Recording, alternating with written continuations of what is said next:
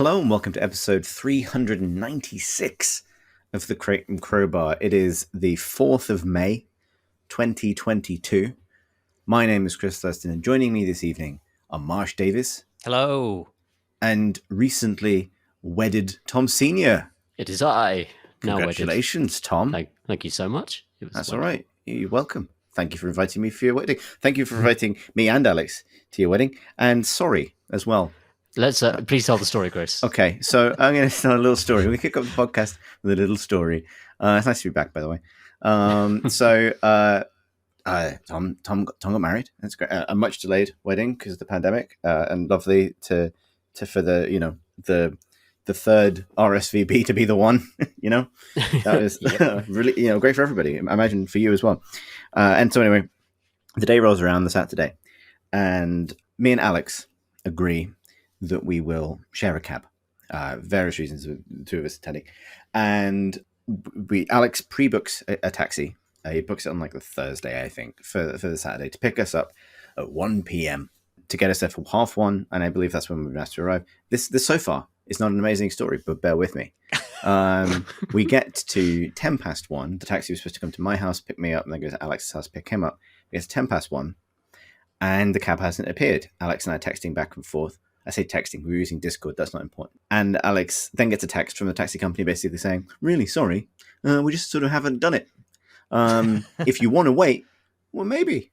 We'll see. And obviously, this is like the panic station. So I hate being late for anything. I'm not saying Alex doesn't, but I don't know. I can't speak for him. And so we make the decision that I'll try and book us an Uber. But because of stupid, I can't possibly inconvenience a cab company that's already really inconvenienced us. We decide to cancel the other thing rather than have two pans in the fire at the same time. We should have kept both open, frankly. Seeing who turned up first, because the Uber turned out to be 20 minutes away in fucking Bristol or somewhere. And so it didn't get to me until 1:30. The guy was lovely, and it was the most politely I've ever said the words floor it to a man. We get to the end of Alex's road. He's meets us on the street, and I know this because he sort of looms out of the bushes when fully kind of suited up, and the Uber driver says is that your friend? And I'm like, yes. And then he dives into it was I'm glad. He dives into the car. We get there, and we get to the venue, and I'm texting everyone I know who's there to apologize, but apart from Tom, because I figured you were busy. We get to the venue at 4 minutes to 2, and the ceremony starts at 2. We jump out onto this pebble path, gravel path. We walk a few paces. Alex almost immediately loses his footing and almost completely eats shit on the path. Just legs out from under him. He manages to correct. It's all okay. We get to the actual place. And I think the lady who might have been either the venue manager or maybe wedding planner, I'm not sure, lady with an iPad says, are you here for Tom and Emma? And we're like, yes. She's like, well, they have started a little bit early, but I think I can sneak you in upstairs. And then when she says this, I'm like, oh, thank God, it's one of those chapels with a gallery. They can sneak us in upstairs and no one will ever know. What she actually meant was the chapel just is upstairs. Or the room for the service is just upstairs. And actually, you walk in through a set of stairs basically directly into the ceremony, as if emerging from the floor in a performance of Cats. And me and Alex do this at the exact moment that the officiant says, does anyone object to this union? Oh, no. Yep. And everyone's looking at us, and obviously there's going to be no climbing over people to look for seats at this point, so we just kind of sheepishly circles strafe across the back of the room. The officiant says I think she did well. She sort of rolled with it and said well, I hope you're not here to object. And I was like, absolutely not. Just kind of just tried to make myself. I think I just heard no from the back of the room. No, it was amazing. Sorry, miss. I was absolutely bricking it. It's actually terrifying getting married, by the way. It's we're standing there facing the person officiating the wedding, and she does the thing where it's oh, does anyone here object to this wedding? And I just heard a kerflump, and then a lot of panting, and I was like, do I need to turn around for this? Because I was supposed to be doing looking at the person officiating this, and it was extremely funny. That's the way I'm sorry, I almost accidentally graduated your wedding. It was splendid. It was splendid, especially because it was the two of us as well, a bunch of idiots. Apparently, I was talking to Emma afterwards. I believe that the moment where Alex almost completely lost it and fell on his ass in the gravel path, the only person through the open back door of the room that could see him from there was Emma as she was being walked down the aisle.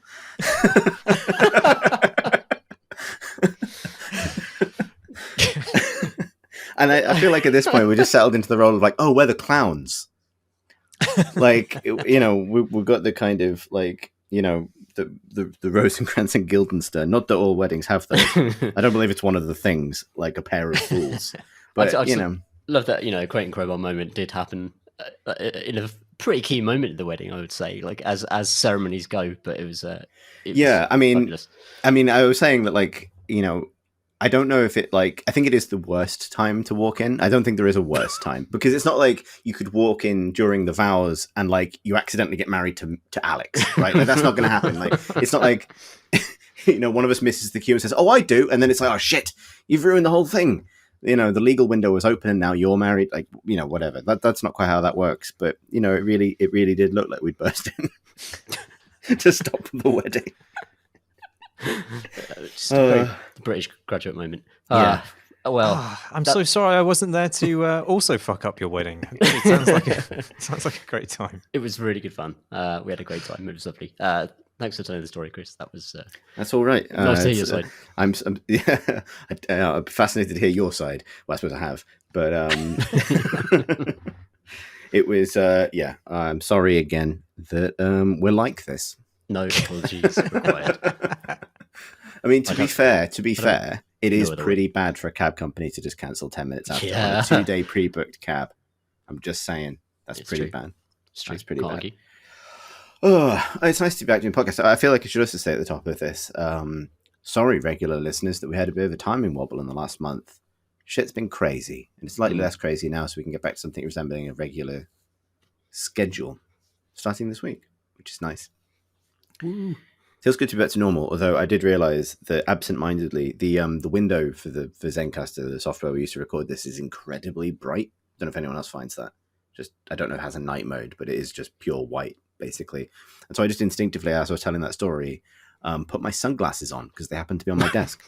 I just feel like I should paint you a mind picture here. So just because that story doesn't make me sound cool enough, I want you to know I'm now wearing shades.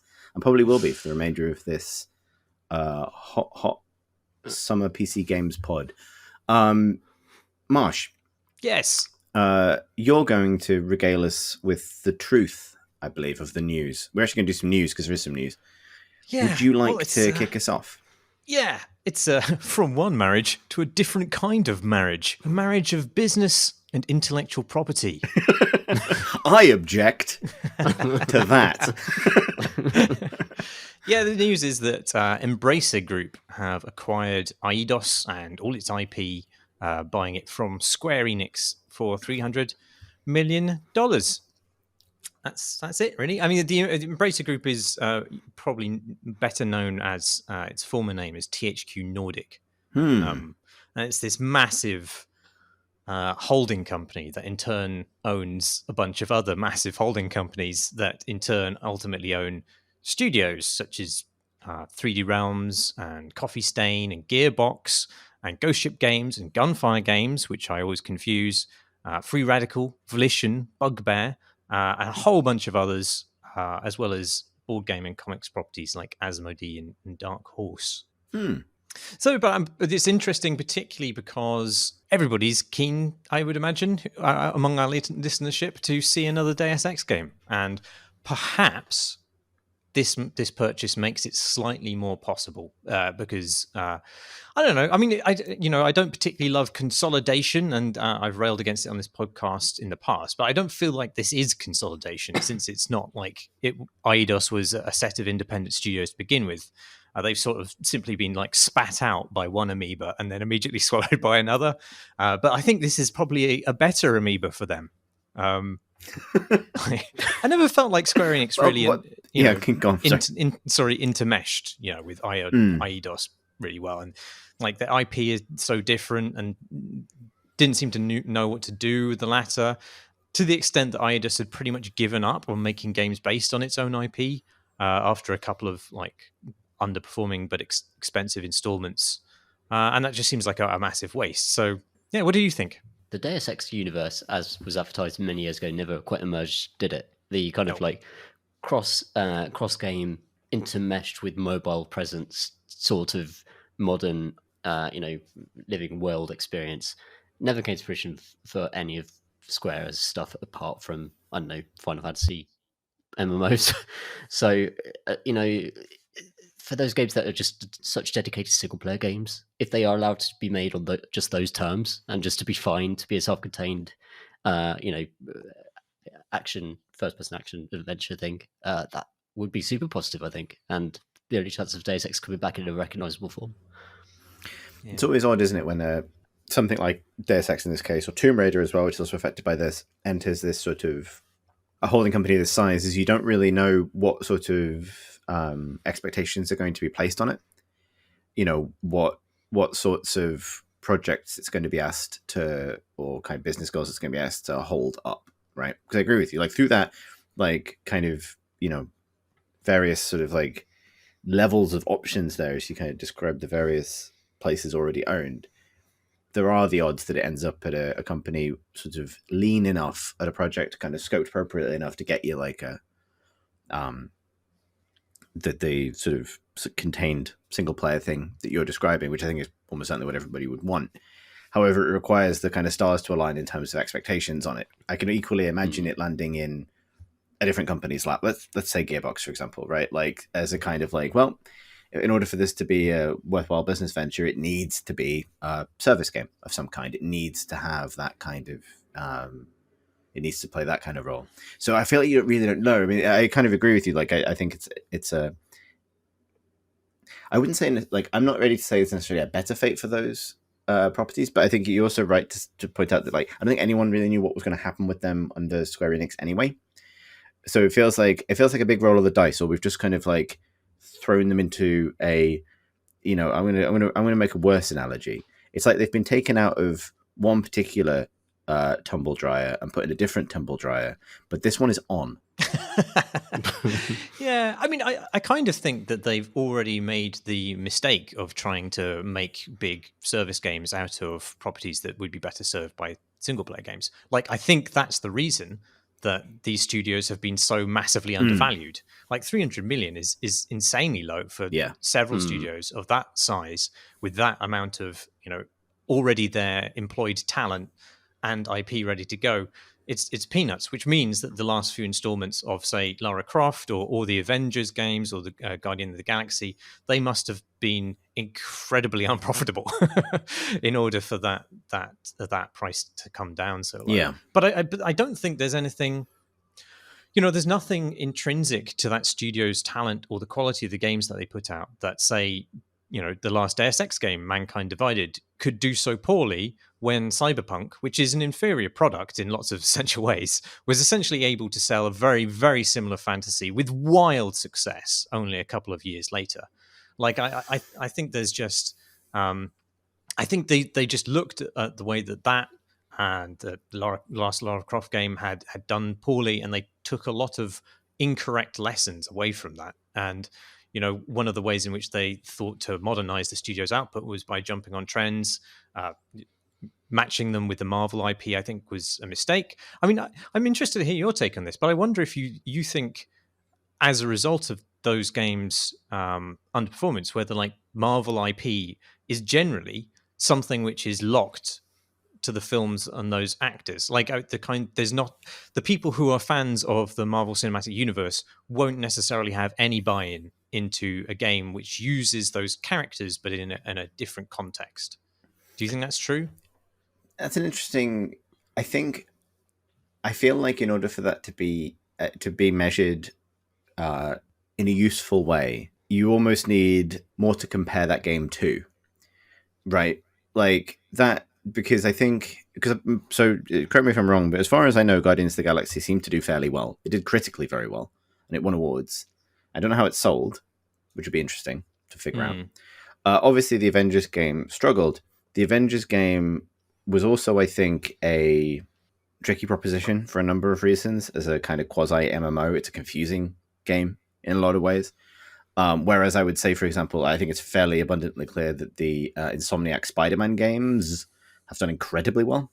Yeah. So I don't necessarily think that it's the case that these adaptations of Marvel, if they stray beyond the kind of known bounds of the cinematic kind of universe, that they will necessarily be unsuccessful. But I think... Well, it's interesting, isn't it? Like, I mean, the accusations against those games by their detractors are completely different. Like, when Avengers was first shown, everybody in the press was like, "Who the fuck are these knockoff, Avengers? They don't look anything like the people from the film." Nobody, I don't remember seeing a single comment about the Spider-Man game in that respect. No, but they did change Spider-Man to make him look more like Tom Holland.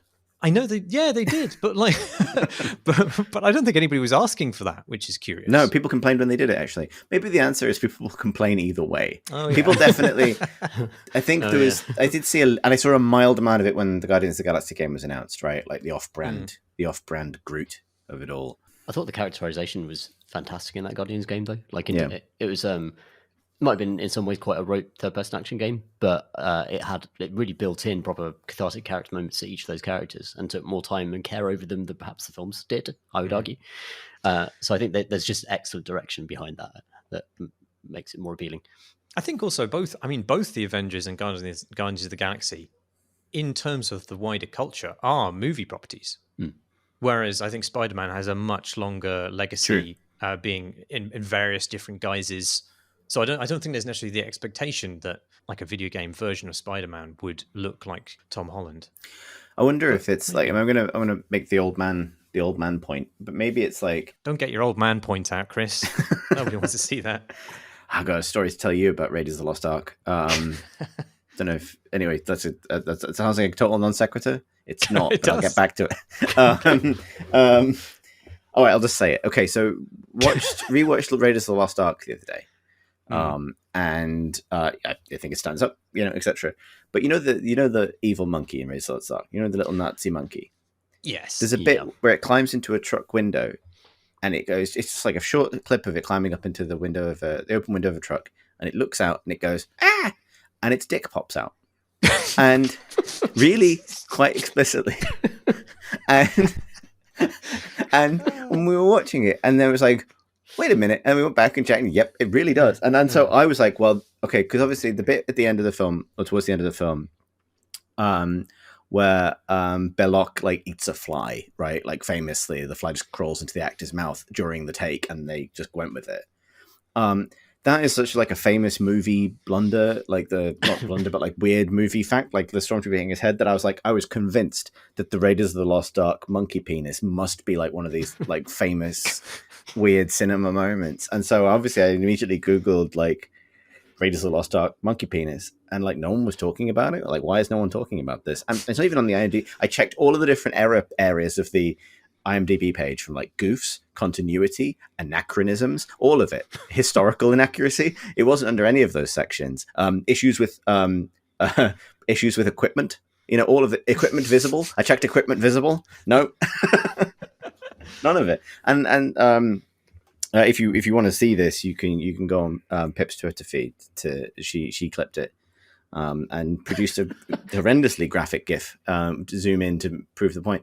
I'm sorry that I've derailed this conversation so completely with this, but it's been on my mind all week. And I've taken my sunglasses off just to say all this because it's quite serious. One more I would add is Meatloaf's trousers fall down in Fight Club in the background. And do they? Yep. They're running out of their hideout, and his trousers full on just go down, and it's not planned, and it just sort of happened, and they left it in. Amazing. Yeah, there you go. But is that like if you search for that, will you find like a YouTube video of someone's like famous video internet moments or something? I don't think so. I think it's some moments everyone just agrees not to talk about.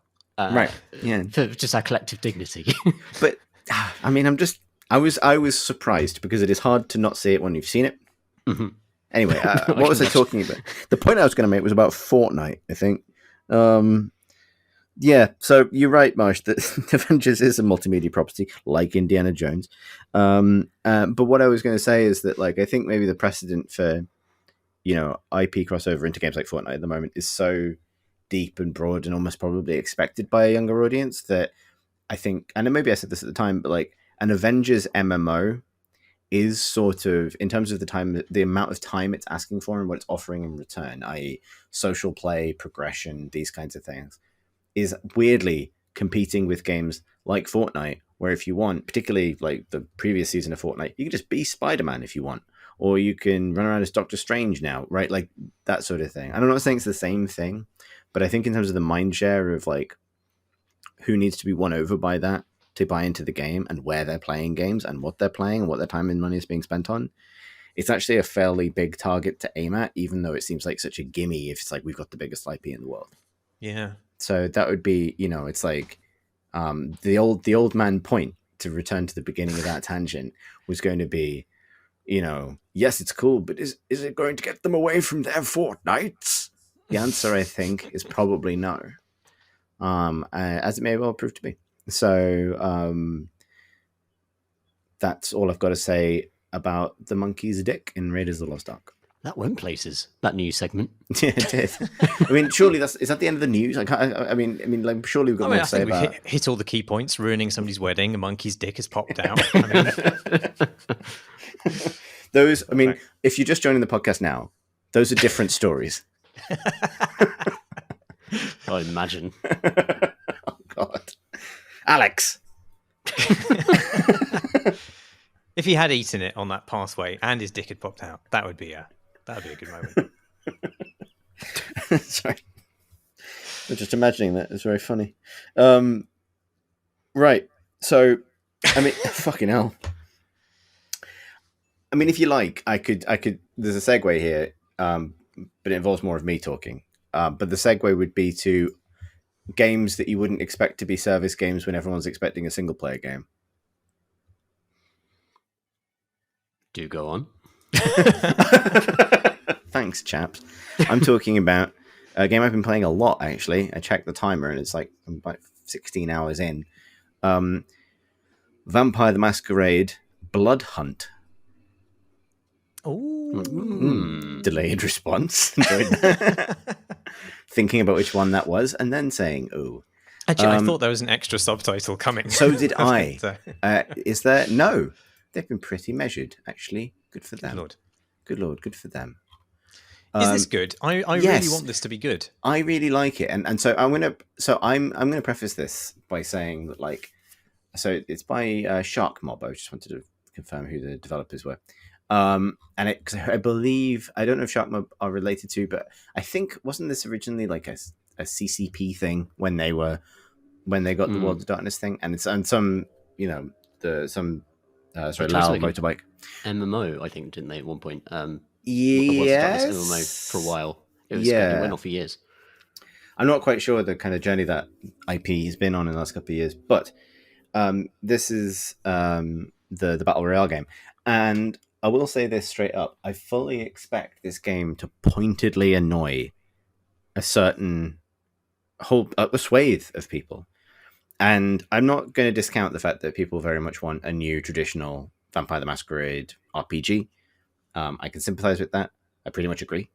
I think accepting that this is not that is the key to enjoying it. And I was reading about it, reading the reaction to it, because it's got quite a lot of, like, in the write-ups that I've read already to kind of reinforce and confirm my own feelings, because I am a coward.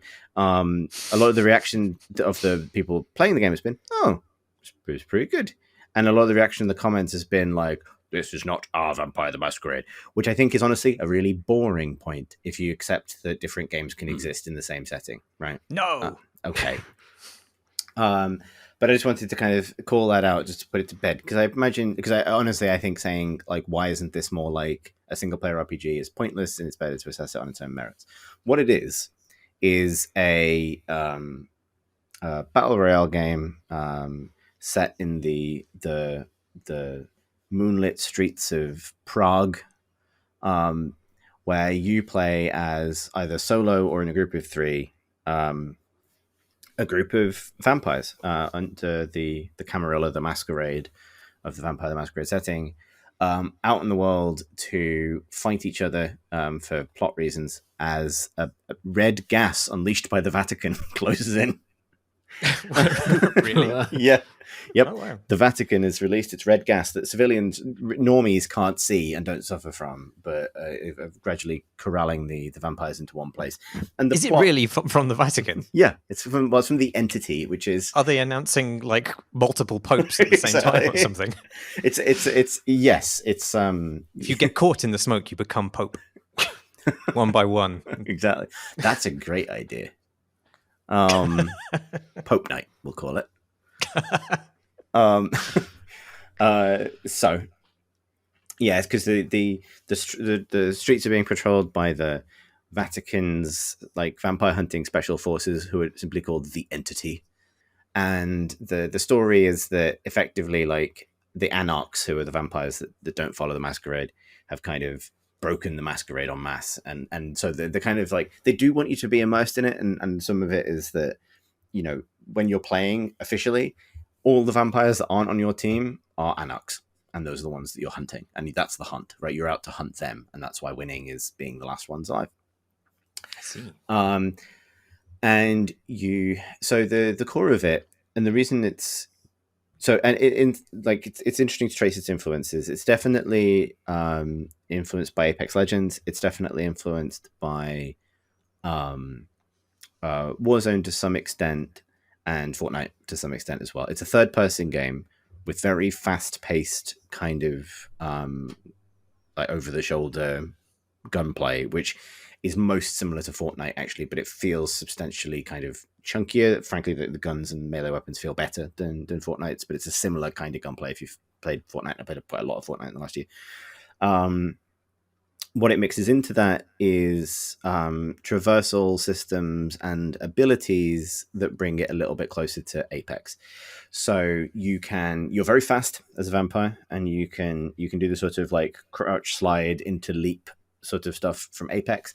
You can also hold the spacebar to scale buildings, so it's a very vertical game, and you're in the streets, so there's quite a lot of gunplay across rooftops and then down into street level and through little winding cobblestone tunnels and back out again and that kind of thing.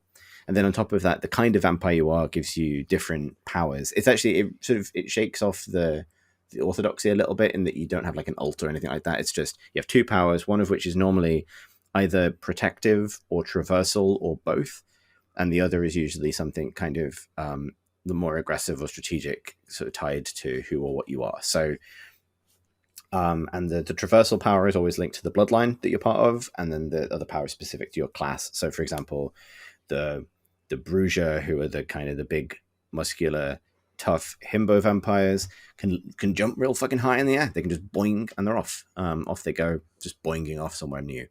The Nosferatu, I've completely fuck me. I just the Nosferatu. What the hell was I trying to do then? The Nosferatu can turn invisible and move super fast while they're invisible, and then pop back into being somewhere else. They're the awful little gremlin Nosferatu vampires. The Toreador, who are the sex people, can send forward like a beautiful illusion of themselves that they swap places with, which is kind of cool. The Toreador, who are the Tory vampires, which is why they're called that. I thought that they were the Toreador, aren't they? Who were the last people you said? Oh, I was talking about the Toreador. Oh yeah, Ventru. I meant Toreador. Yeah, Toreador are the sex people.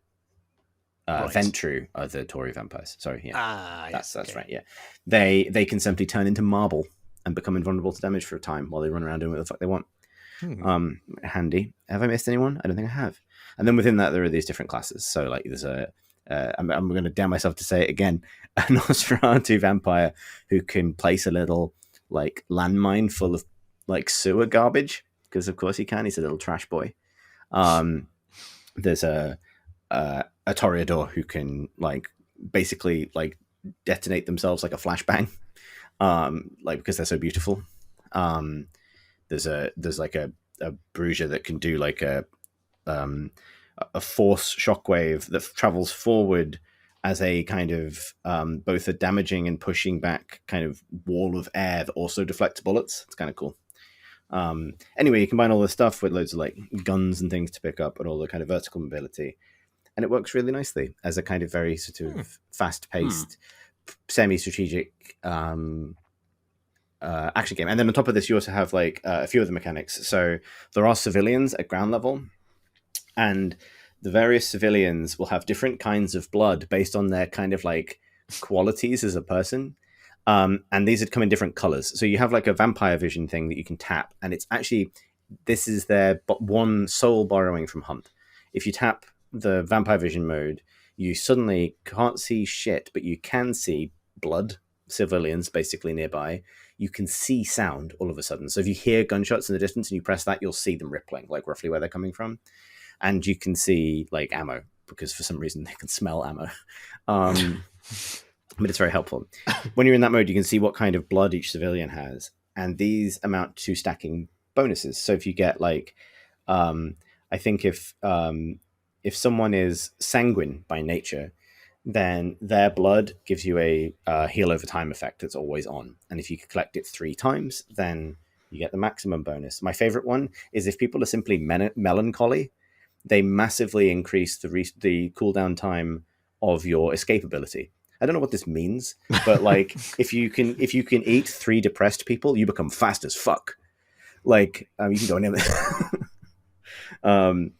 But while you're on the ground, you're in danger of breaking the masquerade. So if you use your abilities or you shoot a civilian or anything like that happens, it's a masquerade violation, which means that you are then visible through walls for everyone else on the map for a minute. Which is kind of a nice little touch. It kind of creates these little moments. And then there are little things that play with that. So the Toreadors, because they're sexy, it's much more forgiving for them. They can do basically whatever the fuck they like around humans, and the humans love it. Whereas it's harder, I think, for the Nosferatu because they are awful looking sewer men. And then yeah, these camps for the entity where you can go to get guns and stuff. And then a bunch of other mechanics besides, like the limit on how many of those buffs you can collect is based on, it has like a hard cap until you start diablerizing other players. So if you down a player, you can diablerize them and then turn them in, and then you get points that you can then fill with buffs taken from depressed civilians. It's great. And there's a few other little things that I really like about it that create some really fun little moments. So unlike any other Battle Royale game I've played, when you are downed, you will get back up after a duration. It's just a timer. Right. So, I mean, and you can either be shot to be, killed after that point, or you can be diablerized, which takes longer, where someone picks you up and like pulls all your blood out, basically with vampire magic. But what that means is downing, rather than the traditional like flow of Battle Royale where you get downed and then you're waiting for some variable length of time to either tick out or for your friends to come get you. In this, it puts a lot of pressure on whoever's just downed you to close the gap and make sure you are finished off, because you can crawl away quite quickly. And if you can crawl away and hide behind some bins, you will be back. And it actually feels, I'm surprised more Battle Royale games haven't done it that way around, because it actually feels way better in some ways. Like it creates these like moments where you can get a lucky snipe off and knock someone down off a roof miles away. But if you don't close with them, or you're not convinced that they're in like real danger, or they're not in the gas or something like that, then you basically haven't confirmed the kill. And I find that like creates this nice back and forth, and it can create some really nice moments, particularly playing solo, which is how I've mostly played it, where you get downed, someone ambushes you, they come along and begin to diablerize you, they get shot, which breaks them out of that animation. They get in a fight with the person that's just shot them. You crawl off into some bushes. Those two people fight each other. And then they're both low on health. You pop back out of the bushes and kill them both, and it feels really like that's a fun loop. Like it's a fun loop for assessing it as a Battle Royale game. It's a really good episode of Buffy. Just yeah, as a loop. Exactly. Yeah, exactly. What else can you do?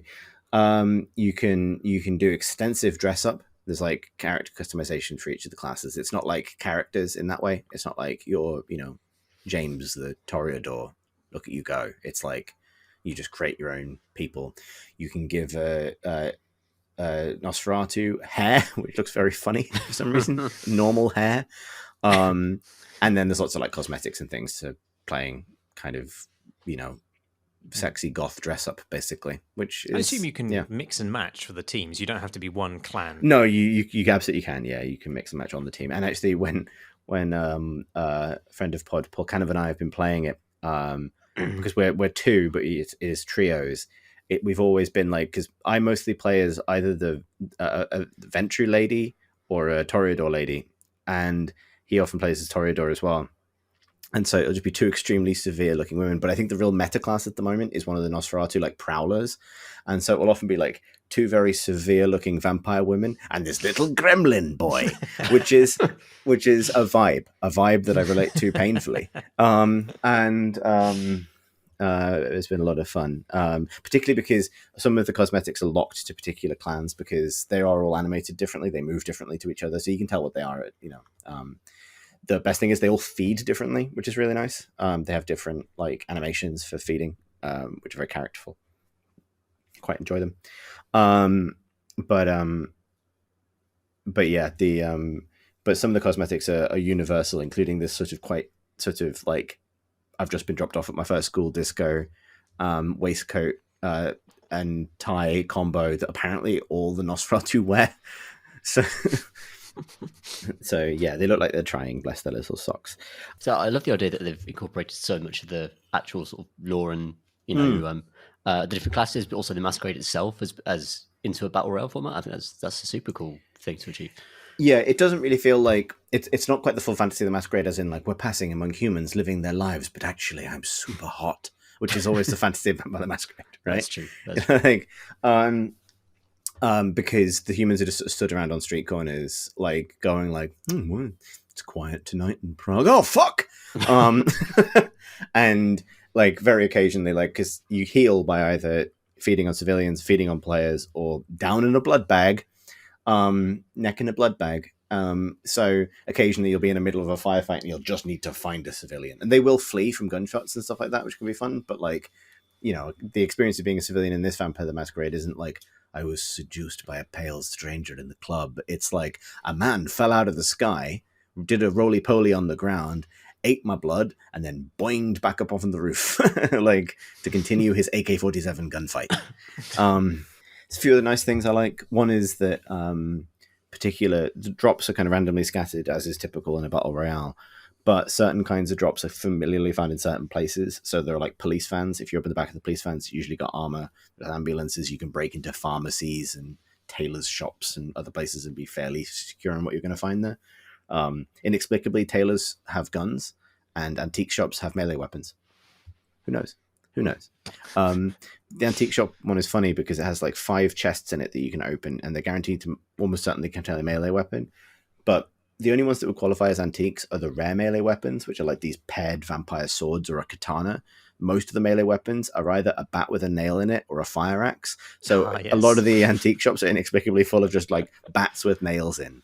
But yeah, I'm trying to think what else to say. It does have like some issues, and naturally, like it's not obviously many. I mean, if you don't like battle royale, I wouldn't play it. And it can be, and I think if particularly like as a third person battle royale, it inherits all of the weird things that were weird about PUBG in third person, and all of the things that are just weird about Fortnite generally, apart from building, which is that like peeking is real weird. It's got a really wide field of view because how vertical it is, which is necessary, but it also means that like peeking is often the case of just like being on one side of a roof from somebody and just looking over that roof without ever being seen yourself. And so there's some funniness there. It actually does get around it with interesting weapons like crossbows that have like gas bolts and stuff like that to flush people out, but it is a thing. The other thing is it's got a lot of like padding stuff, like a central like hangout area like called Vampire Elysium, so like a vampire sanctuary where you can talk to NPCs and get these quests that you then do in the actual matches, but they don't give you anything other than lore text, and there seems to be no point to them. And they're not like onerous, but it feels like the systems aren't quite connected up. It feels quite kind of spare in that way. And I think it would be a more special thing if doing those felt like they were meaningfully progressing something. Whereas the only thing I care about really is getting up the battle pass because I want the cool clothes. But I have been really enjoying it. It's kind of absorbed way more in my time than I thought it would. Do you know what they're going to do with it? Are they going to do like the season pass stuff and evolve the game over time, or it's got a battle what? pass currently, so I got it, and like it literally, like when you load it up at the moment, it's like season 1. So I'm assuming that's the plan, yeah. And it does seem like there's going to be some narrative about what's gone wrong in Prague and why is it like this. But I don't like that stuff. Doesn't feel super convincing to me yet. But I'm really enjoying it as a kind of knockabout game, and it helps a lot that I like the theme. And I think to bring this full circle and bring it to a close, like I think obviously it's not the Vampire the Masquerade game that people in comments want, and that's fine. But it's also like, and it's not, it doesn't feel to me like Vampire the Masquerade in the sense that the books feel, or even the RPGs, because it's a fast-paced battle royale game. However, I do think it benefits from having like an interesting visual theme. It's a great looking nighttime, which is not always the case in games. And I think like, and obviously I do love vampires a lot, so I'm drawn to it because I get to be a cool vampire man or woman. Not whereas if it was the same game with a different theme, maybe I would care less. But you know, I think it's pretty good, to be honest. I would happily give it a 7.5, probably. Cool. We'll have to see if there's a time zone which works for us, because I'd love to. Yeah, I'd play with you. The only thing I would add is actually my final complaint is I think all games should have duos modes. I think 1 and 3 are awkward team numbers, because that means that I'm either playing by myself, or because I tend to play games with one other friend most of the time. It's a case of trying to find out what the random is going to do, and sometimes they're nice and sometimes they fuck off and die. And that's the way of things. The little silly little Nosferatu man just bounces off, and yeah. I really, it sounds great. I also really like the idea that it sort of keeps that universe sort of in people's imaginations for the as a potential springboard for other games of different formats and different genres as well. Yeah, because it's such a rich fantasy, and I did enjoy the original RPGs, even though they were totally broken. Right. The first one was. Yeah. I'd like to see them do some more with the formula. I think it would support a sort of extraction type mode like Hunt really well, I think. Maybe even more so than just have a huge fight. But yeah, good foundations, I think. What have you been up to, Tom? I've been playing a rather marvelous action RPG. One of my favourite genres. Of course, I love Diablo a lot. This one is one of very much of a different sort of pace and tone. It's called Nobody Saves the World.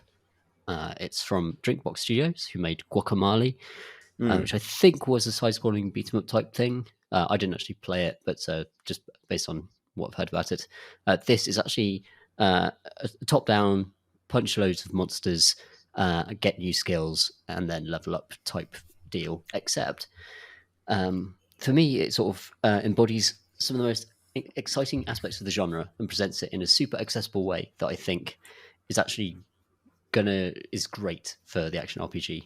And I would love to see more games like this that kind of take a really playful approach. So think about Diablo.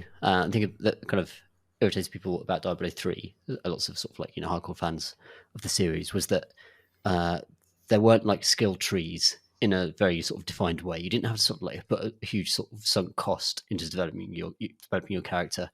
You could swap in loads of different skills and sort of make a build that was just kind of fun, and then grind as you wanted to in any area that you wanted to, and have like little adventure mode, mini adventures to grind stuff. And that was kind of like a bit of a sort of shift of pace for the genre, because typically action RPGs are all about putting 20 to 50 hours to 100 hours into your one amazing character, getting the best loot in the game, and then being able to sort of just do a boss in 60 seconds at the highest difficulty level. That's kind of was the sort of baked in fantasy of the action RPG. Whereas the really refreshing thing about Nobody Saves the World is that you unlock classes and you can immediately become them at any moment. So you start out as a little kind of bold, naked, eyeless dude who is completely useless. And then you learn how to become a rat. And the first room or second room in the game is like, you could become a rat. And suddenly actually, all those little kind of pathways in the environment, I can actually go through those now. And also the rat's chomp ability is super much like way better than the naked dude's slap ability. So I was going to be a rat for a bit, and then you unlock the knight. And you're like, oh, this is the guy, right? He's the knight. He's going to be great, and he's kind of a bit slow and plodding. And you realise actually that maybe the rat's better because the rat attacks really quickly, and you can layer on status effects on any character that just passive effects. So if you layer poison onto the rat, and with every bite, every little nip he does adds 2 poison, then you're going to grok that status effect super fast compared to the knight who can only hit like 3 times every 2 seconds or whatever. The great thing about the game is that you can then start mixing and matching each character's abilities. Ooh. So I unlocked a turtle, just a tiny, he's like 5 pixels wide or something, and he's super rubbish and crap on land, but incredibly fast on any sort of lake or river. But he also has like a spit attack that's kind of like a sort of close range shotgun ability. But then the game lets you give that to the knight, and actually when the knight does that and it combines with his passive abilities, suddenly it's like super powerful. And then you've got the archer, and she's got like a flurry blast ability, and you can give any of those abilities to any other character. And there are many characters that you can unlock as you go through, from like zombies through to one of the characters. I'll just spoil this one. Is an egg. You son of a bitch! I'm in. And I'm aware that I'm on some sort of birth quest for this egg across the game, and its fundamental ability, the one that's really useful, is that it can gestate. It can sort of sit there, and a little heat lamp appears over it, and it heals you. But you could give that to any other character. So it's like, oh wow, suddenly I've got a really good heal ability. I give that to the rat. The rat could have a little lamp appear over him and be warmed up and feel healed by it. But fundamentally, the egg's primary purpose, at least as far as I've gone through the game so far, is to roll into absent nests and to be sat on by giant chickens. And each time a chicken sits on your egg levels up, and it cracks a little bit more. And I was like, oh, you've built a quest. That's going to hatch into something awesome. I just know it. But even if it doesn't, just be able to port the egg's ability onto my rat or my archer or my knight or my zombie, which is another great class where their health constantly drains, but you have to keep attacking stuff in order to get your health back. But stuff you bite also turns into zombies, so you can absolutely just trash a dungeon by just biting like 3 things and then getting this sort of like these exponential gains on the amount of summons that you're getting. It's so much fun. I would say that it's a slow start for if you really enjoy action RPGs and you kind of like played them for a long time.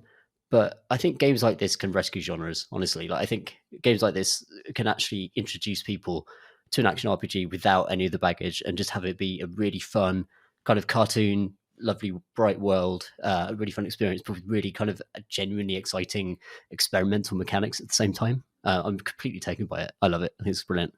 That sounds really good. I really like the idea of mixing and matching the different abilities. Is that as simple as like, as soon as you've unlocked the turtle or whatever, you just drag his special ability onto another class? Or how does it work? Yeah, basically that. So it takes a while to unlock each kind of character's empty slots, but you can port anything into those slots. That each character has a fundamental kind of passive ability and a fundamental attack that will do a certain thing. But that each character will unlock 3 other slots that you can just shift anything into. Oh wow! So you can actually kind of stack lots of abilities from a bunch of different characters onto the same. I don't think you could duplicate, but you can definitely. But they synergize in loads of interesting ways, and especially because like some of the fundamental attacks. The knight's fundamental attack might just be much better at knockback, for example, and that might stack really well with a different ability that you unlock way later in from a different character. So it's this constant experimentation, and also the enemies, they get increasingly complex as the game goes on, and it does a really good job of onboarding all this stuff. It takes a long time to happen, but I think it's actually really valuable for the type of game it is and the appeal I think it wants to have. But there are there are enemies that have certain like elemental shields, so you so for example, for a certain dungeon, it'll be like, oh, this has this element, and I'll be like, okay, I'm going to turn my rat into this element. All my abilities are just going to destroy the shields they have for this one particular dungeon. And because the actual sort of act of switching in and out abilities across characters is super, super instantaneous. Like, it's really easy to do in the menus. So this idea of kind of grinding up through skill trees and really gradually kind of unlocking abilities that you then have to stick to for hours is just gone in this game. It's just purely just, you found a new cool thing, now put it wherever you want. And that's just like, the freedom is exhilarating, really, for a genre like this, where it's like things like Diablo and Titan Quest and Path of Exile, that they're so staid and they're so like socketing gems in order to increase small amounts of crit damage percentage. And this is just like, no, just like your turtle can do a puke, put it on your map, it's good. It's really good. I wonder how they designed it, whether they designed the classes as they currently are first and then worked out synergies, or whether they designed amazing classes, then disassembled them and gave their abilities to other people. I don't know. I think so. You can play it in co-op, but I think when it's it's just you and a friend, and there isn't a kind of multiplayer element or like a kind of online leaderable element, it's okay for you to let your players break the game if it's really fun. And I've not found any stuff that's by any means like completely game breaking. But even if there was one, it would feel great to find it, and it doesn't harm the game. I don't think at a certain point. It has to have, I think these games have to have a certain degree of integrity in terms of challenge to an extent, and actually kind of rewarding you for finding cool skill combinations and for addressing the challenges of particular elemental shields and that kind of stuff. But beyond that, I kind of think let players break it. Like, if it's fun, like, why not? Yeah. Are the kind of classes and the skill matching stuff, is that the extent of the progression / collecting side of things?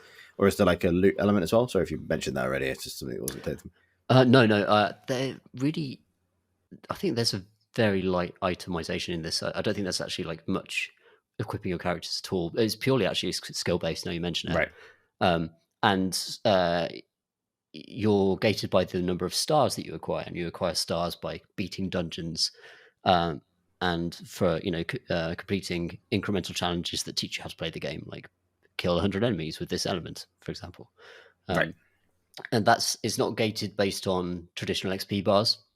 It's gated on actually much more understandable language, I would say, like just numerical language, in terms of, I need 40 stars to get into this castle and then get to the next bit. So it's Mario style, right? I'll just go and collect all these stars by doing these challenges and then be able to progress, instead of being like, I've got 1 million skill, XP points to earn, and I won't be able to access any new fun until I've, conquered that Farm bar. that out. Yeah. Right. And so it's very much reducing farming to a minimum and like promoting like relatively quick progression for the genre, and also experimentation before all of that stuff. It's just in a ways of like your sort of games, just like game design philosophy thing. I really, really like what it's trying to do, and would like to see it promoted across more similar games. Awesome. When did that come out? I don't think I heard about it. It was a couple of months ago. January, I think. Oh. And it seems to have done very, very well, looking at the number of Steam reviews. So, shit. So Windows, Xbox One, Switch as well, and PS4 and PS5. So if you have any of those things, it's not even that expensive as well. So if you wanted to like wishlist it and pick it up in a sale or whatever, it's going to be a few quid, and like by the end of the year. That's a terrible thing to say about a game that wants to do well. But yeah, it's not like a full price game as well. So if you're kind of curious about action RPGs, I would say this is sort of the most fun and accessible, and just amusing one that you could pick up before any others at the moment. Awesome. That's very cool. Like the sort of mixing and matching abilities and trying to break the game thing kind of put me of mind of like the deck building games that everyone has been obsessed with for years, right? Like the things that people love about Slay the Spire or Monster Train, stuff like that. But so it's applying that to a sort of level based, as in stage based dungeon crawler, it makes total sense. Thinking about it. I think the only I think some of the dungeons are too long, so they have sort of incidental dungeons that are like several levels, and actually the game's far more fun when it's just like almost just 1 or 2 levels of dungeon that you just breeze through with your chosen build, and then like, woo, got a star, hooray! But I can't find much to criticize about it at the moment. I'm about two-thirds of the way through it, I think. So unless it might be sort of horrendous difficulty spikes and it might suddenly restrict all your choices, I doubt it's going to do that. It's just not the way the game's built. Sounds very cool. I like it. I don't know if I love the art style, but I think it's quite. I like it. I think, but I like it for breaking away from what trad ARPGs look like, and that it's not. It's getting as far away from Dungeons and Dragons as possible, basically, as a mission. To be fair, it's moved away from traditional Dungeons and Dragons towards what everyone's Dungeons and Dragons parties are actually like. Where it's like, I'm a normal man. I'm an egg. I'm a rat. Yeah, and if you notice from any of the artwork, there's a slightly disturbing element to it in that the main little naked dude, Nobody, who is kind of the core character, has no eyes, and therefore everything that he appropriates and becomes has no eyes. Is that rats. Is that the reverse Kirby? I mean, you might be right. I do want to be a little turtle who shoots arrows like an Uzi, though. Good. That is a thing you could do. Oh, there's good horse as well. Yeah, the horse. The trailer has the horse farting a huge plume of green gas everywhere he goes. Yeah, that's not the horse's default ability. I wouldn't have guessed. I think that might be the zombie one. But the horse is great because it's got a charge ability. And again, it sort of hits at an incredibly high rate. So if you want to poison something, there's literally an achievement for poisoning 100 things in a minute because you just barge through them and everything just turns to a puddle. It's fantastic. It's very good stuff.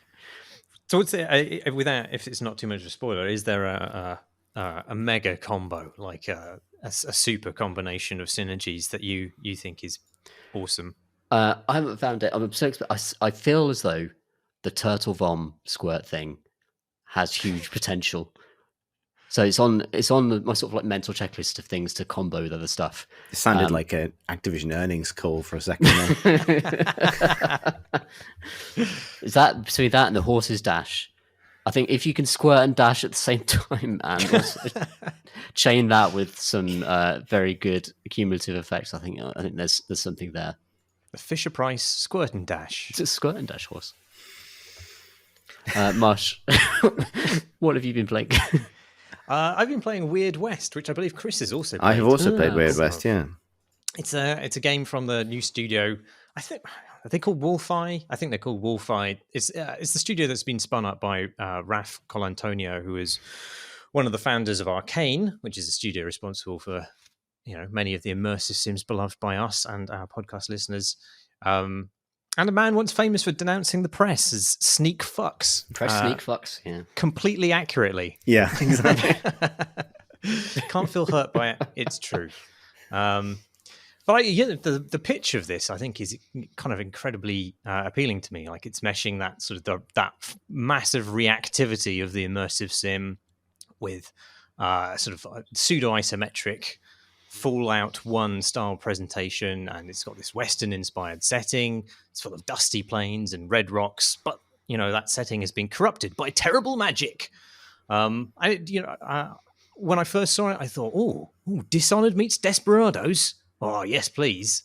But it isn't Dishonored meets Desperados, and to what it is, I say, maybe no, thank you.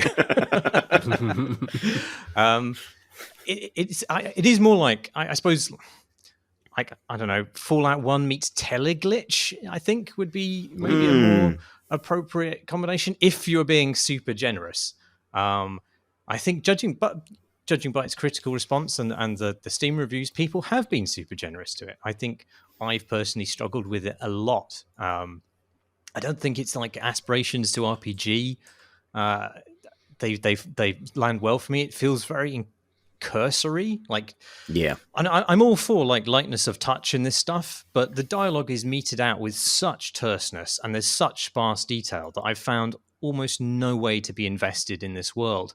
And the game opens after like it's got this like mystical preamble which lasts like 2 seconds or something, and then it cuts to your kid being shot dead in front of you and your husband being kidnapped, and like that should be, you know, a crude motivational moment, but it is so rudimentary in its presentation, and it's just so uninterested in the impact of that. Like, your character doesn't speak, and there's just no commentary about what has happened. But the weight of it just doesn't land in the slightest, I found. And like, I felt like that's how it goes throughout. And I feel bad saying that because there's so much work that's been done into accommodating the player's agency here, and like loading screens boast that, you know, you can kill basically any story character and the storyline will adapt. But it just sort of turns out that I don't want to kill every story character at any point.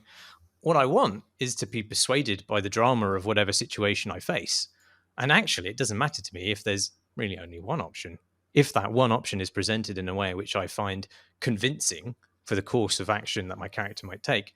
But like, this Weird West is so bare bones that it can provide you with all these different outcomes, but really I don't find that any of them feel like they mean anything to me, which is a shame because there's loads of good stuff in there as well. Like, there's lots of colorful details. Like, it's broken up into these episodes where you play different characters in each episode, and the second episode begins with you taking on this character who has just been turned into a pig man by a witch.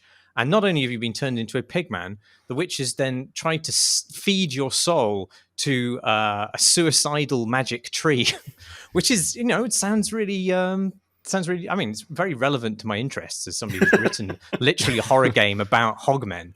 But it just, like, in the time I've taken to explain it, that's how much time it's given in the game as well. It's just like there's no proper expression of these things, and like, I'll let Chris chime in a second. But like, one of the first things you do as a pigman is to try and find someone in a human town who has like information about your pre-pigman past.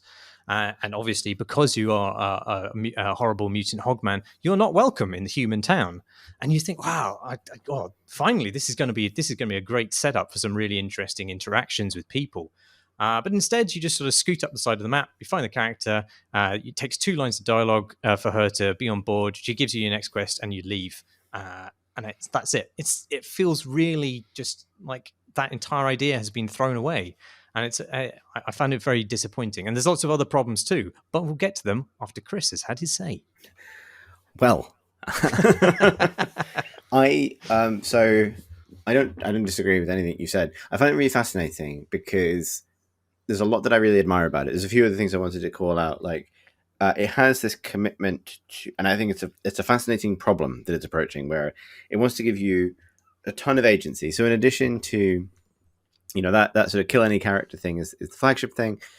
There's also some sort of emergent stuff, like sort of time passes as you play. It's travel time between nodes on the map and so on.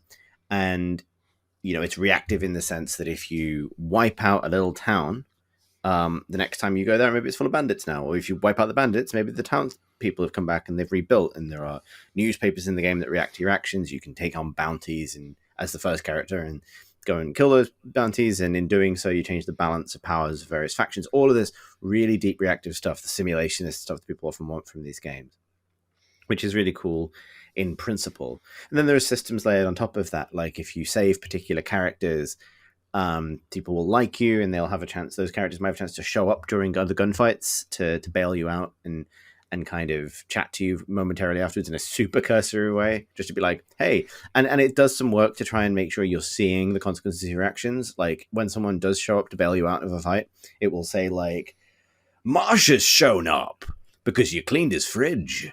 And then, or whatever. And then they'll, you know, probably die. Similarly, like if you kill an NPC that's related to a different NPC, the other NPC can swear a vendetta at you, sort of like Shadow of Mordor style, and then just show up randomly to shoot at you another time. All of this stuff, and I admire this stuff because I think it's a worthy goal to create these reactive, player reactive systems that should hypothetically generate interesting moments. Similarly, the game has some simulationist heft to it. Like the other game that reminds me of is Divinity, actually, because only in the sense that it's largely about barrels, right? Like games that are actually about barrels with things in them. So like this one's full of oil, therefore you can create an oil slick, which will become flammable, which you could shoot a lantern into, and that would set people on fire. Stuff can break and so on, and all of the kind of like systemic stuff that you'd expect. But I think it's and I think it's impossible to look at something without being aware of also the scope of the production as a kind of a production of modest scope, why it therefore makes sense to go for this isometric perspective. If because rendering that level of interactivity and environmental interactivity in a sort of full 3D like Dishonored style first person environment, super time consuming. But and I think you kind of hit the nail on the head with this particular point. None of that stuff, I think that stuff rewards or enhances investment. I'm not sure it can create investment, and I think that's where the game struggles. Where like I breezed through the first character story without realizing I was progressing at the clip that I was. And initially I had that, as I became the pig man, I had that flurry of like, oh shit, I kind of want to, there's some things I wanted to do. And then I realized, no, there isn't. I feel like I feel like I meaningfully used every verb I could use as that character pretty much. And I wasn't really interested to see the kind of cascading systemic potential of any of it because, for as much as people in this pod business talk about grenades rolling down a hill every now and then, really that story was ends the same way, right? The funniest systemic thing that has happened to me in this game is also indicative of, I think it's jank, which is the first character can get the ability, I think any character can get the ability to fire a silenced shot with a rifle, which you can use to kind of snipe, guards and stuff. I used this to snipe a guard who was sitting down in a chair facing away from me. And as far as the UI was concerned, I had the gun lined up on the back of this guy's head. I shot him. It hit the chair. The chair broke as a prop. The man continued to sit in sort of like midair for a couple of seconds, and then stood up, then fell forward, headbutted a flaming torch, caught fire, ran screaming, and alerted the rest of the base.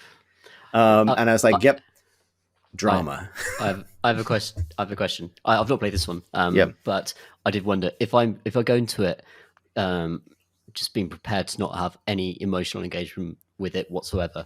Is it still fun to poke the system? It kinda, and the reason I would say this is because it is also so the and I think maybe we buried a lead here, which is the controls are real weird, and I think what I would say about it is I think there's a desire that this be an action game because fundamentally it's controlled with WASD and a mouse. It controls more like a twin stick shooter than anything else really. Like hence the teleglitch comparison. But it's like WASD plus shift to raise your gun, plus alt to change weapons, plus control, plus number keys for abilities that are context dependent based on the gun you're holding and whether you're aiming it or not, plus regular non-gun related abilities. And it doesn't sound like a lot, but it's too much for a game that doesn't which has tons of completely bananas systemic chaos happening as soon as gunfight breaks out. Like you can stealth and you can hide bodies and do all that sort of stuff. You can open windows and shimmy into buildings, and it's fairly freeform. It's got a lot of good bones for this kind of thing. But really, all of your preparation is just a precursor to you fire a gun and you're in shit show town, and like anything can fucking happen because stuff is constantly catching fire, exploding. NPCs are accidentally shooting each other, drawing in other NPCs that weren't involved. Like NPCs just run hither and thither without any obvious reason. It is just an absolute mess. The AI is completely all over the place. It's a total mess. Yeah, like you start a fight. You start like there's a mission. Maybe it's halfway through, and it won't be a spoiler, but like you got to rescue someone from these bandits that have taken over the town. They've holed up in the bank, and they own the bank, but the town is otherwise operational, and it's not hostile to you when you walk in.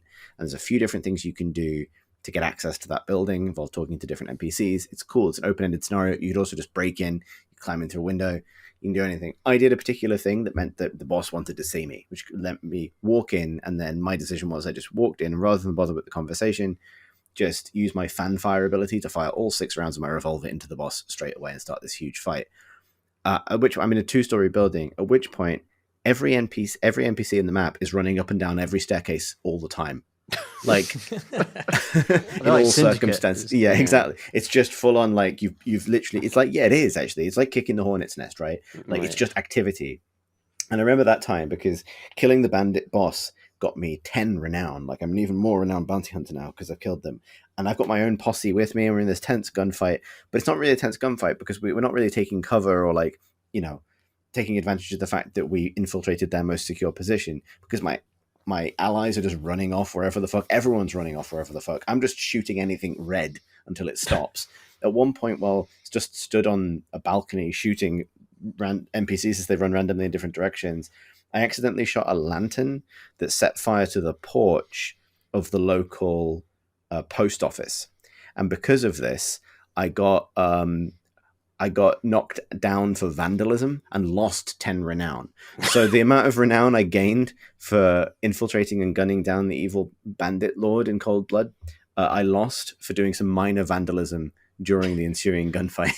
And so I did what you always do in these moments, and you quick load. And the game even encourages you to quick save. It encourages you to save scum because it feels like that kind of game. You get into these scenarios, you sort of tee them up, and then you run them a few times with quick load at the ready just to kind of see what happens.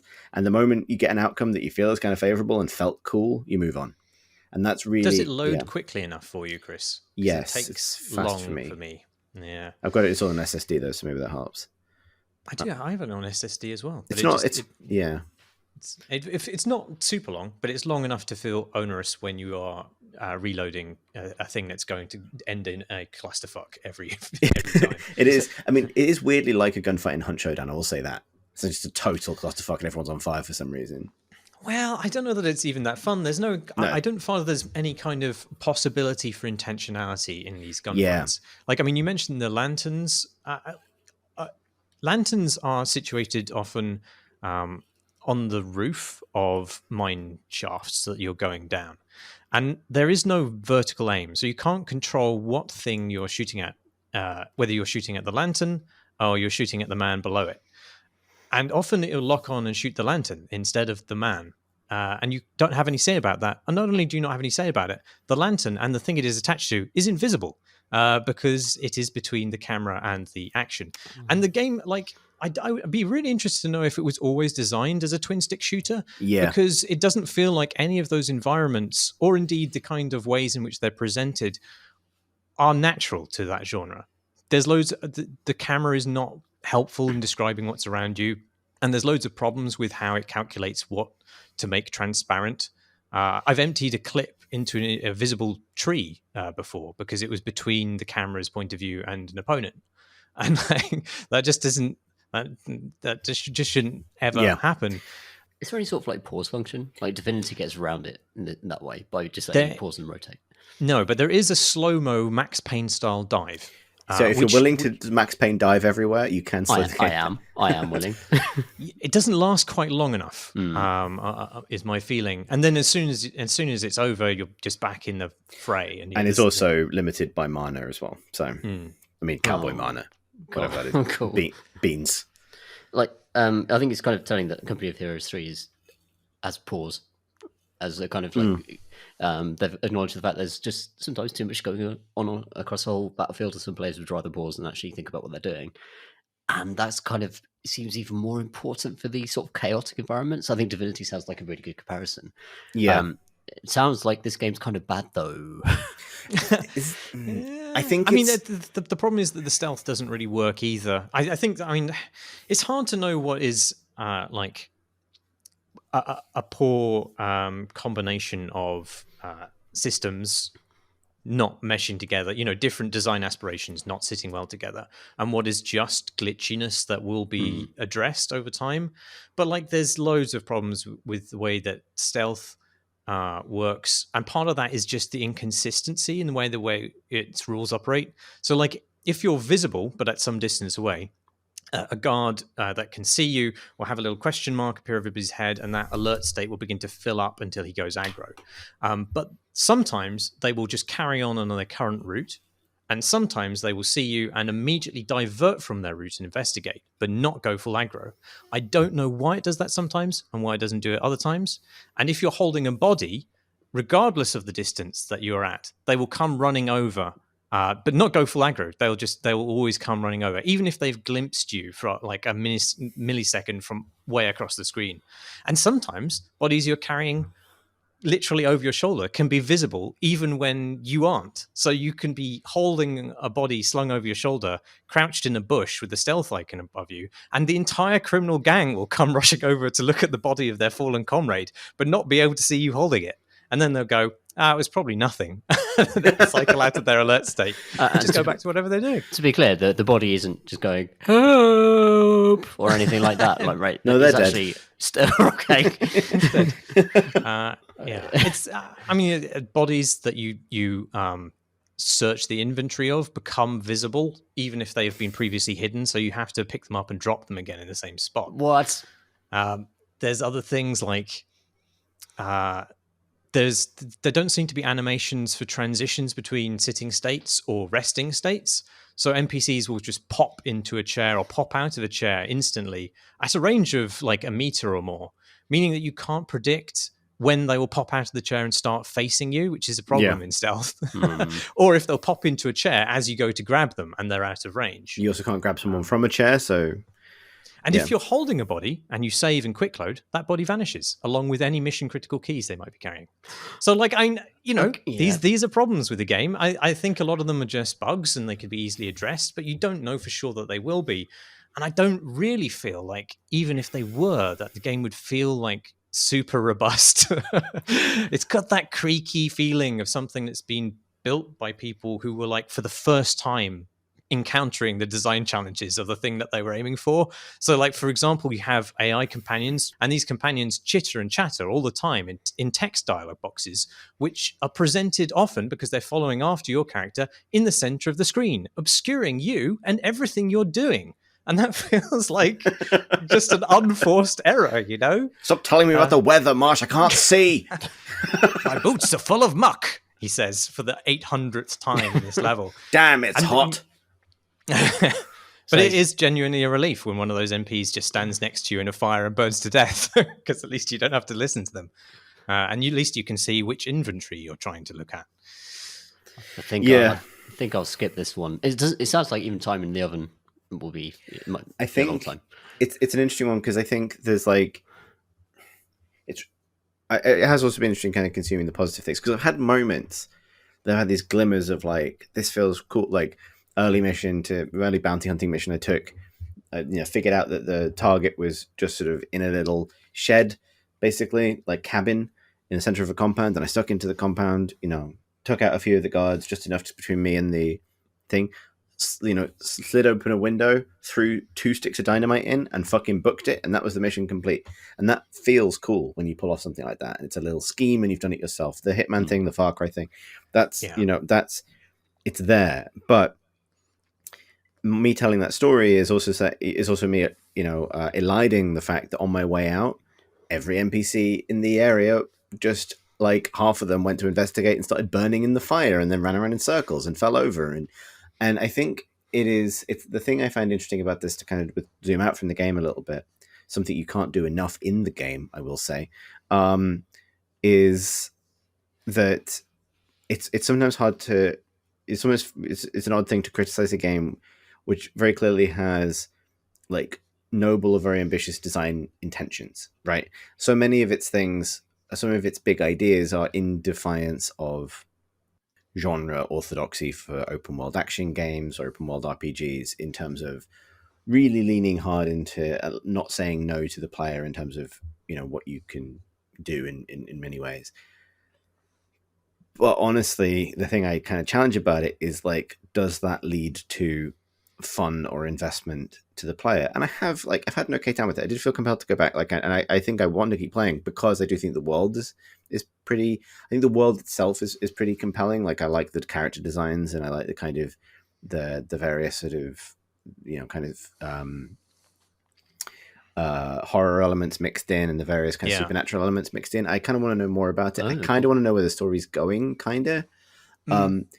But the thing that I keep coming back to is, you know, honestly, if this was a more traditional, like, turn-based game, or if it was a more like Desperados or something like that, I think it would just straight up be better. And I feel like the attempt, the kind of determination that this be an action game, given the complexity introduced by its systemic aspirations, given clearly, you know, what needs to be a kind of modest budget production in terms of being an isometric game and so on, with, you know, limited budgets in many senses for its various aspects, is kind of the wrong call, is kind of my takeaway from it. And obviously I don't know all the circumstances that go into that being the call, but it is,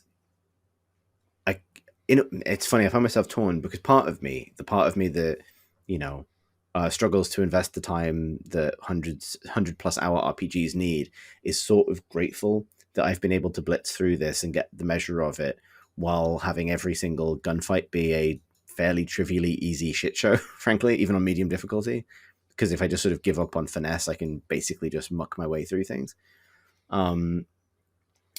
However, I think there's like, it would simply be better if I could express more intent in the way that I interact with it. And that's such a fundamental thing to level at a game, right? Like, I would like to be able to predict the consequences of my decisions more accurately. And for that reason, I would prefer this game to be turn-based or pause-based or something like that.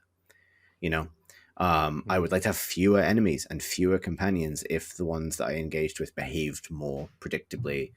I would rather have fewer conversations if the conversations I had were more meaningful. There are some moments that I've liked, and I have repeatedly appreciated that it hasn't forced me into, well, it's interesting, it hasn't sort of like, you know, that it sort of respected my decisions in lots of different ways. And I am curious to see where it goes. And I can understand people being charmed by it. But there are some really nice moments in it, off the path or just off the kind of the main quest line. Match made between two illiterate guards who are trying to write each other love letters.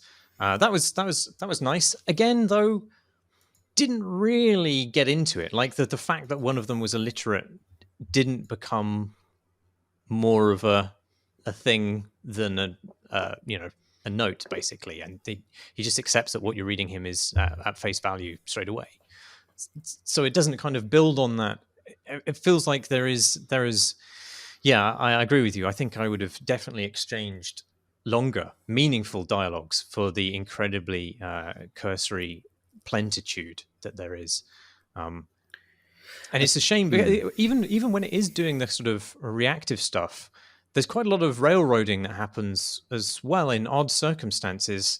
Like there's a point, there's a dialogue tree which just railroaded me into like feeding a companion to a cannibal. Like at the beginning of that conversation, there was no expectation in my mind that it would end that way. And yet by the end of it, despite trying to say no as many times as I could, my character is just like, go on, get chewing. Which is, it just feels antithetical to the kind of game that this aspires to be. But yeah. And then, and then the systems just don't always coalesce in ways which are coherent. Like, have a perfectly nice conversation with a child, and then as soon as I finish the conversation, the child randomly barks, "You won't get away with this," runs into a pond, drowns, and the entire village aggros. The Ophelia. But I do like the character portraits. They're beautiful, and there's lots of kind of like the sonic elements of the game are really interesting. And there is a lot about the world building which could be interesting if it was given space to blossom. I am even now, I don't know, 8 hours in or whatever, intrigued by the sort of mystical premise of it, which is what connects the different characters that you play across it. But I don't know that I can. I don't know that I can stomach any more of the of actually playing it, because tactically, for all its openness, your choices boil down to very broken stealth or genuinely miserable combat.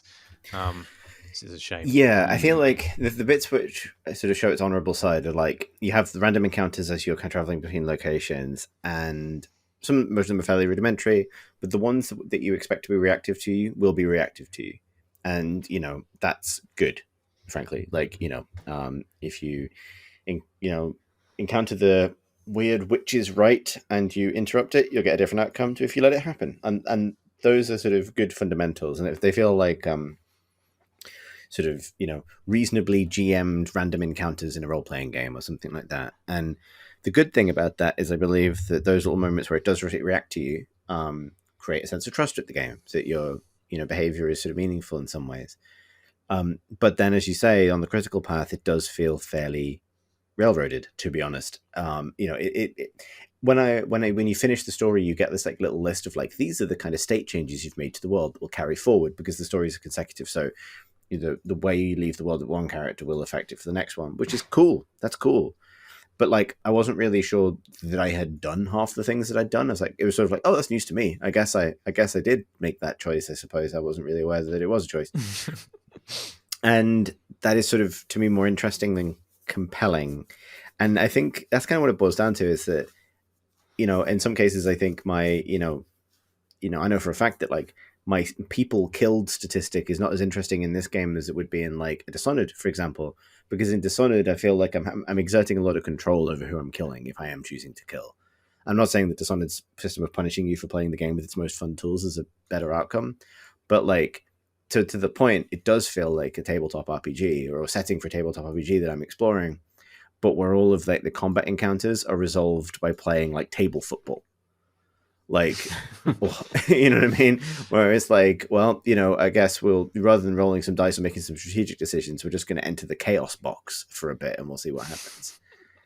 So yeah, I think I will continue with it, if only because I'm charmed by the Pigman.